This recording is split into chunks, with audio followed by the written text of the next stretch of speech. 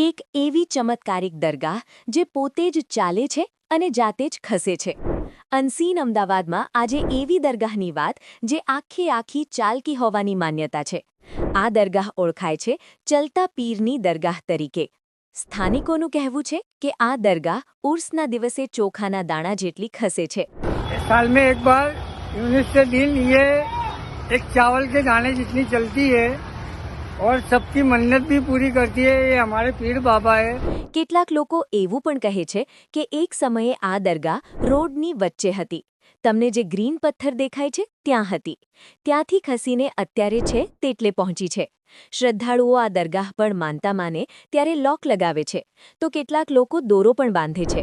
કહેવાય છે કે કોઈનું ઘર ન વેચાતું હોય, કોઈ ઘર ન ખરીદી શકતું હોય તો અહીં માનતા માને છે. આ દરગાહનું લોકેશન અને વિસ્તાર જાણવા માટે કમેન્ટમાં લખો લોકેશન. જો તમને પણ ગુજરાતની આવી અનોખી, ચમત્કારિક જગ્યાઓ ખબર છે તો કમેન્ટમાં જણાવો.